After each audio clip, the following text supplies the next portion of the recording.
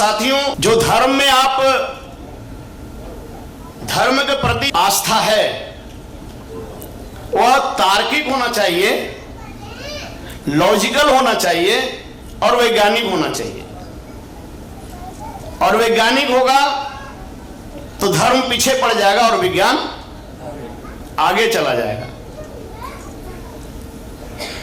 Article 15 क्या कहता है?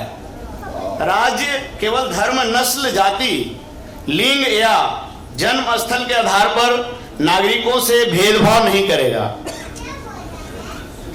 एक आर्टिकल 44 है। 44 के तहत समान नागरिक यूनिफॉर्म सिविल कोड संहिता बनाने का उद्देश्य रखा गया है। यानी जो कोड ऑफ कंडक्ट होगा सबके लिए समान होगा। और है, लेकिन मानते नहीं।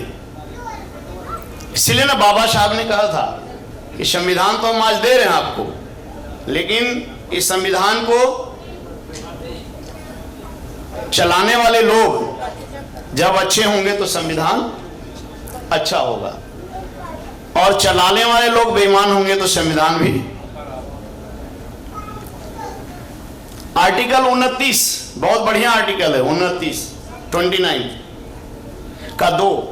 इसके तहत राज्य से फंड प्राप्त करने वाले किसी भी शिक्षा संस्थान में धर्म, नस्ल, जाति, भाषा के आधार पर दाखिल होने से नहीं रोका जा सकता।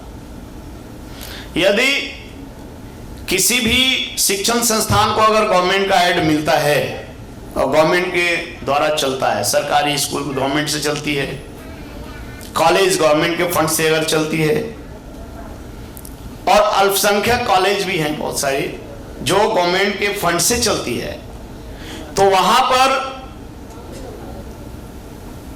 धर्म के आधार पर दाखिला नहीं होनी चाहिए कि आप हिंदू हैं तो आपका होगा, आप मुस्लिम हैं तो आपका होगा, आप सिख हैं तो आपका होगा, आप ईसाई हैं तो आपका। ऐसा नहीं होना चाहिए। रिस्ट्रिक्ट करता है हमारा संविधान कि अगर वो फंडिंग हो रही है गवर्नमेंट से, प्राइवेट में तो भी नहीं है, आप संविधान का नहीं कर सकते, लेकिन वहां क्या करते हैं, कुछ चलता है। साथियों, आर्टिकल 28(1) भी यही बोलता है कि राज्य से जो फंड मिलता है और फंड से जो शिक्षण संस्थान चलती है उसमें धार्मिक शिक्षा नहीं होनी चाहिए। लेकिन एक जो स्कूल है, जो आप जानते हैं, जो अभी वो एक बच्चा का जो मारकर पीट कर हत्या जो किया गया, सरस्वती विद्या मंदिर, वहां सिर्फ और सिर्फ उनको उसी के लिए ट्रेंड किया जाता है, एक ही धर्म के लिए, और उनको सिखाया जाता है। और बचपन से आप ये जानिए कि वैसा स्कूल अगर बच्चा क्या होता है, कागज कोरा होता है, आप बचपन से जो सिखाएंगे वही मिलेगा उसको। तो जब उस बच्चे ने सीखकर जब बाहर आता है तो जीवन पर्यंत यानी बुढ़ापा तक, मरने तक उसी का हो जाता है। सरकारी स्कूलें बंद करने जा रही है, बहुत सारे यूपी में बंद हो गए, और जहां जिस गांव के आजू बाजू 2 स्कूल है ना, उसको अभी बंद कर रहा तुरंत। और गवर्नमेंट स्कूल बंद कर देगी, सरकारी स्कूल बंद करने के बाद अभी सरकारी स्कूल में क्या है, बच्चे नहीं जाते हैं, बहुत कम जाते हैं, रजिस्टर पर रहता है। हमारे शिक्षक भी जो हैं मूल्यवासी भाई परेशान रहते हैं कि बहुत काम है, चूंकि पढ़ाने का काम कम है पर रजिस्टर मेंटेन का काम ज्यादा है। आज हमारे शिक्षक वर्ग बैठे हुए हैं और वो परेशान रहते हैं, उनके इतना वर्क दिया जाता है और इतना मतलब कि काम है खिचड़ी बना के खिलाना और रजिस्टर को मेंटेन रखना कि उसी में परेशान रहते हैं। प्राइवेट स्कूल में ऐसा नहीं है। हमारे बच्चे प्राइवेट स्कूल में नहीं जा सकते क्योंकि सभी के पास साधन और संसाधन नहीं है, तो इसका नुकसान बहुत ज्यादा हो रहा है हमारे यहाँ। अब जो धर्म निर्दिष्ट राज्य के लिए करने का जो काम है,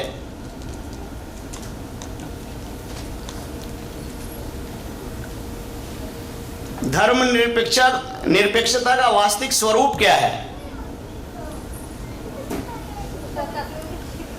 इसका वास्तविक अर्थ है राज्य का कोई अपना धर्म नहीं होगा। यह है इसका। राज्य किसी धर्म विशेष को बढ़ावा नहीं देगा। व्यक्ति का धर्म उसकी निजी बात होगी। व्यक्ति का धर्म निजी बात होगी। राज्य की योजनाओं का अमल करते समय किसी का धर्म उसमें रुकावट नहीं करेगा। अगर हिंदू है तो हम उसको ज्यादा योजना का लाभ दे दे, ऐसा नहीं। मुस्लिम है तो उसको ऐसा दे, नहीं, सबको बराबर, क्योंकि संविधान कहता है कि सबको बराबर आपको देखना है। धर्म के माध्यम से अंधविश्वास, कट्टरता, शोषण नहीं किया जाए, लेकिन किया जा रहा है। यदि ऐसा होता है तो उस राज्य पर रोक लगाया जाएगा।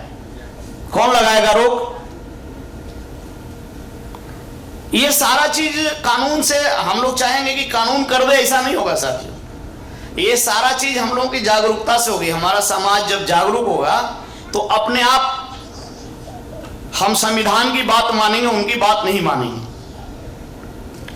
तो ये जो मूवमेंट है,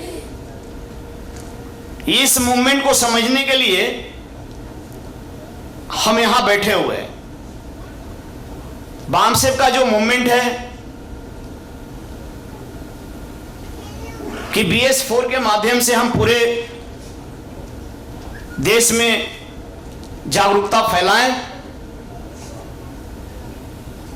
तो इसका प्रयोग हम लोगों को करना चाहिए।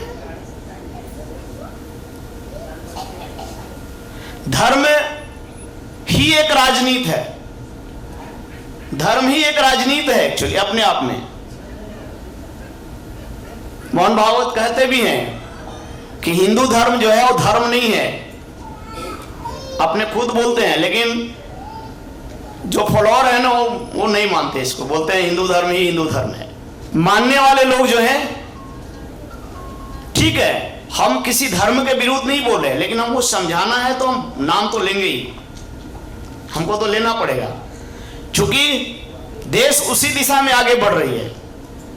और उस दिशा में जब आगे बढ़ रही है और उनका जो मैकेनिज्म है, उनका जो सरकार है, उनका जो शक्ति है, उनका जो पावर है, उनका जो शासन है, उनका जो प्रशासन है, इसी में दिन रात लगे हुए हैं। और जो शासक या प्रशासक है उनका,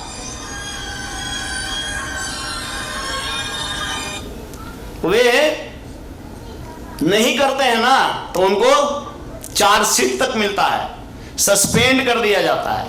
साथियों, हमारे सामने एक चुनौती है। जब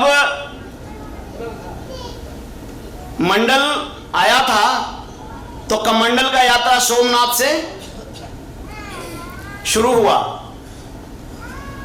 और उसको निरस्त कर दिया गया। और हमारे जो मूल निवासी भाई है वही पूरे देश से गए और उसको ध्वस्त कर दिया।